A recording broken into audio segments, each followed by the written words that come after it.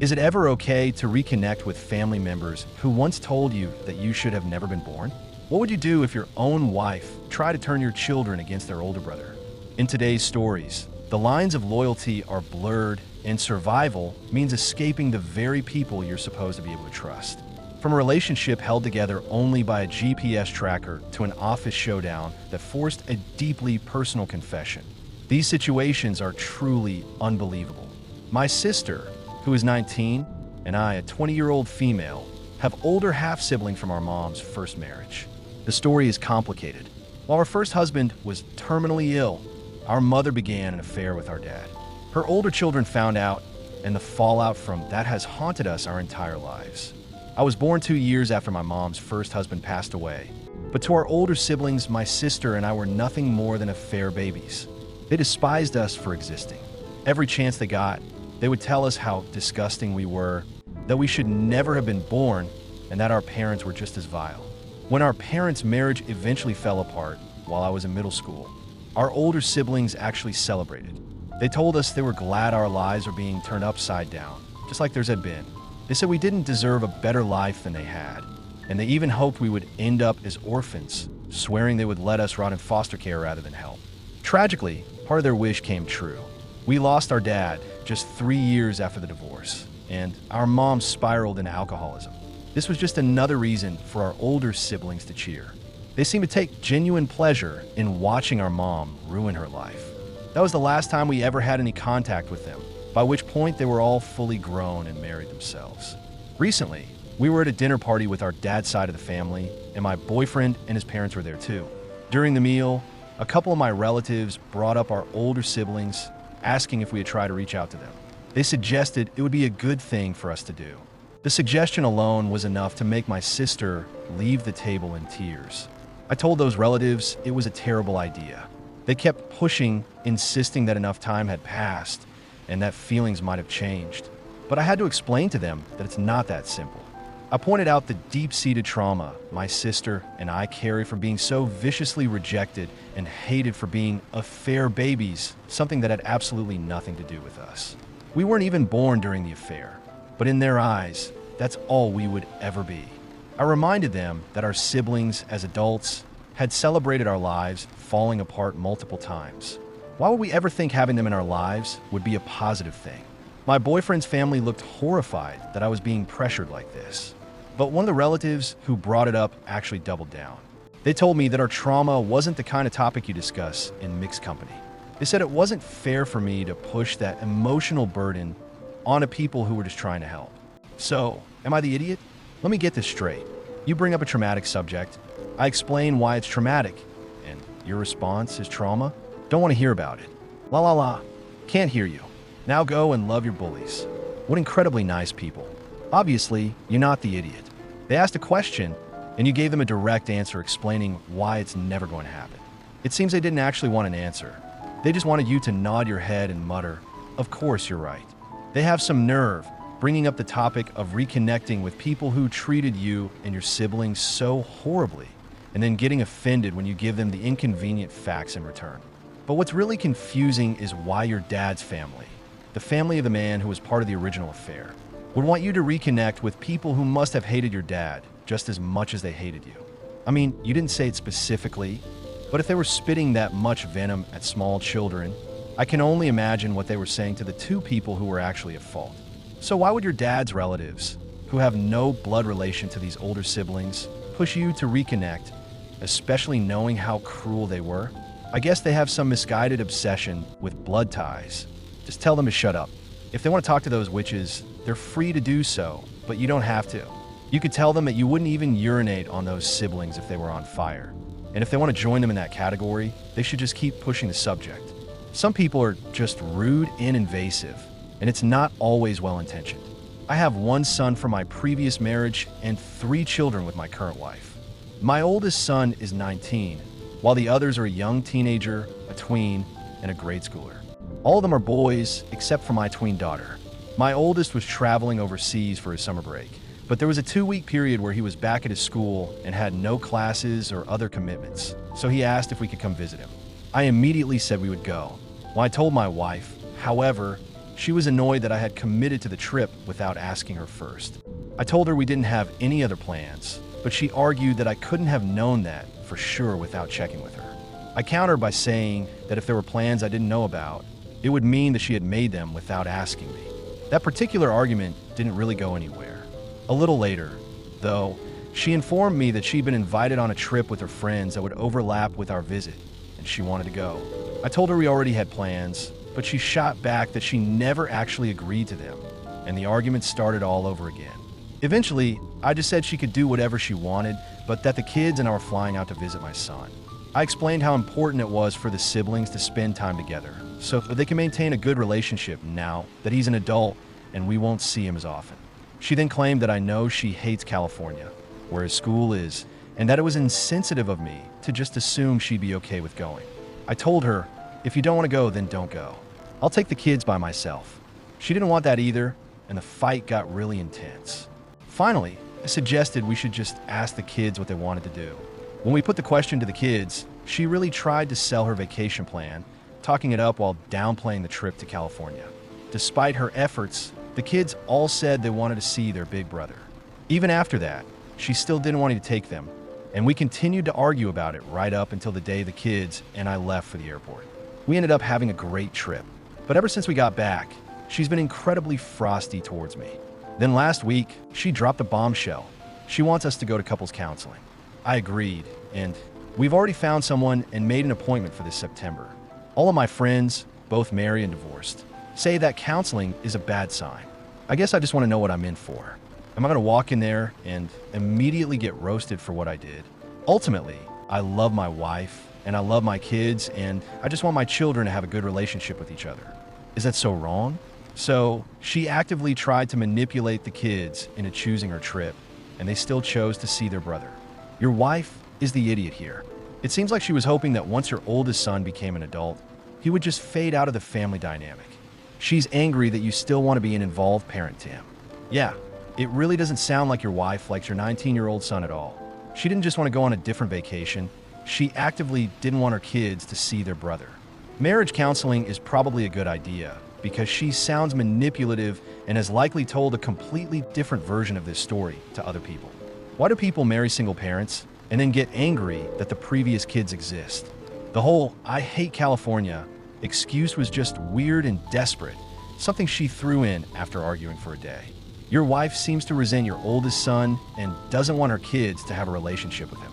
You need to be prepared for the possibility of divorce.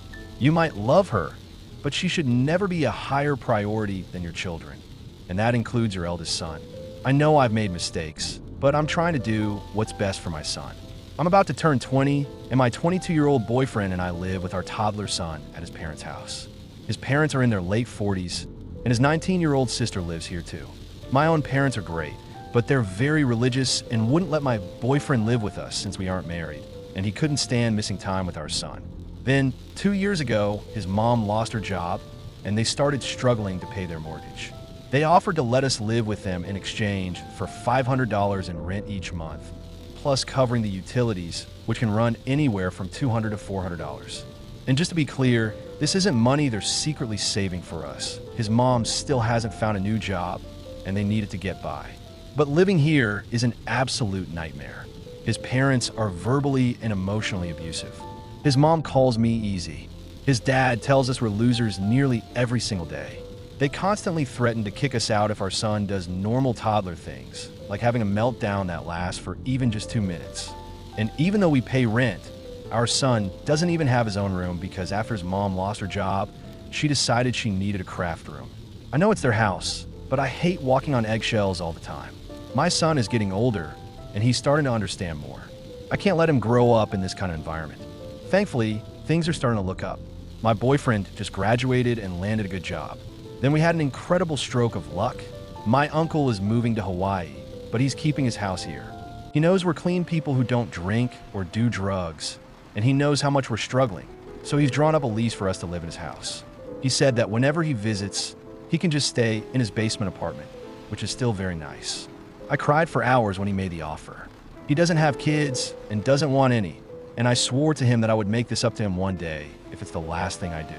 The house has 5 bedrooms, so my boyfriend's sister asked if she could move in with us. While his parents have never once helped with our son, his sister has been an absolute angel. She's another person I feel I owe so much to. We immediately said yes, of course, but we plan to draw up some clear expectations because she's in hair school and needs her free time, and I never want her to feel like we're taking advantage of her. Well, my boyfriend told his parents about our plans, and they completely lost their minds. I know they'll be losing rent money from us and his sister, but this is just not a healthy environment for our son. They're accusing us of abandoning them and being ungrateful, but this opportunity is just too good to pass up. So, are we the idiots for leaving, even though they might struggle without us? I should add, his parents will definitely not be living with us. They told us that since my uncle is a gay man with a lot of gay friends, it wouldn't be safe for them to live there. After those comments, they will never be welcome to cross the threshold of my uncle's house. By the way, my uncle and his friends have shown our son more care and understanding in the few times they've met him than his own papa and nana ever have. You're not the idiot. First of all, as adults, you're expected to leave home eventually. Your parents shouldn't be relying on you to pay their bills, period. Yes, family helps family, but that's supposed to happen within a loving, supportive dynamic, which clearly doesn't exist here. You don't owe them anything. Secondly, staying there would mean keeping your child in a toxic environment. The universe has given you an escape route, and you need to take it. His mom lost her job 2 years ago and is still expecting 2 young people to support her, so she doesn't have to go back to work? Oh, absolutely not. His nasty, abusive parents are using you. Your uncle, on the other hand, is being incredibly gracious and kind. He could rent his home to anyone, but he's trusting you too. I'm sure you'll return that kindness by taking excellent care of his property. It's been 2 years. The only reason she hasn't found a job is because she doesn't want to. Your in-laws might need to downsize to a place they can actually afford on their own. It's completely unreasonable for them to expect their children to live with them and pay their rent forever. And the fact that she denied your son a room where she could have a craft room is just unbelievable. Your only mistake was telling them so far in advance. You should have just told them when your friend showed up with the moving trucks and packing tape.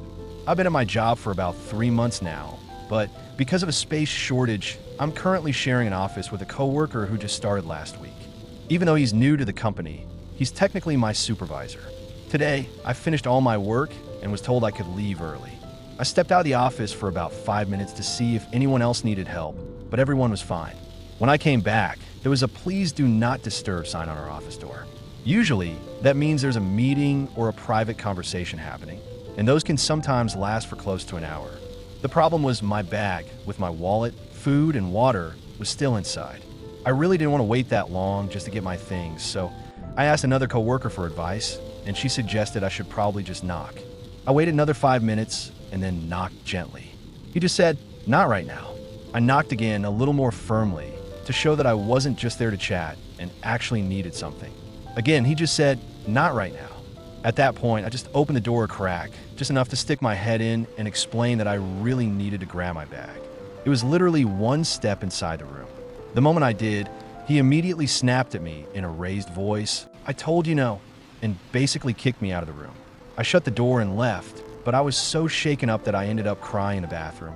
When his meeting was finally over, I went back to get my things. I was still visibly upset, and he had the nerve to tell me I had no right to be angry.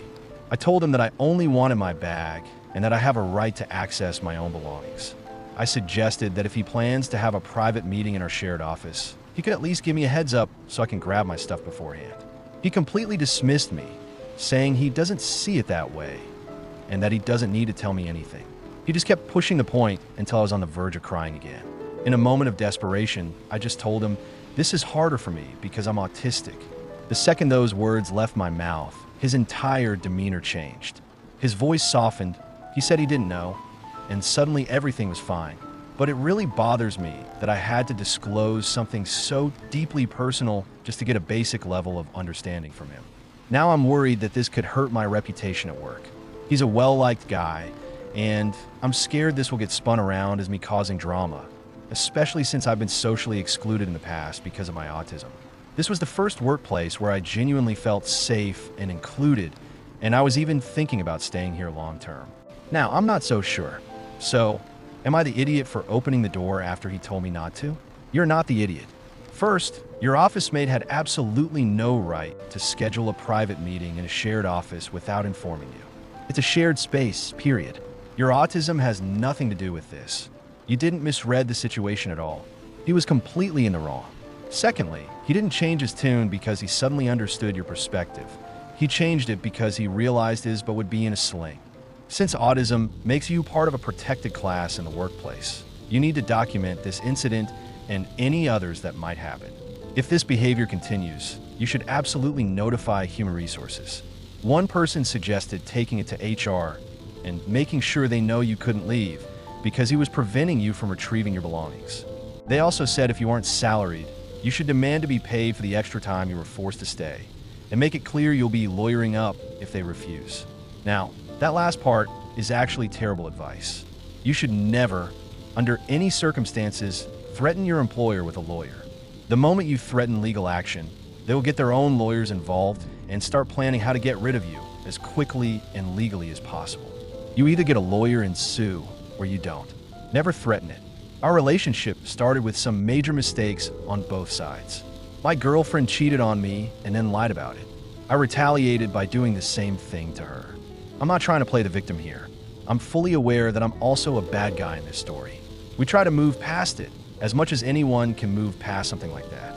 There was even a period where she wasn't sure if she was going to choose me or the other guy, and it was a real struggle to get through. But ultimately, I held out and we committed to being in a monogamous relationship. Or so I thought. To help rebuild trust, we've been sharing our locations with each other for this entire time.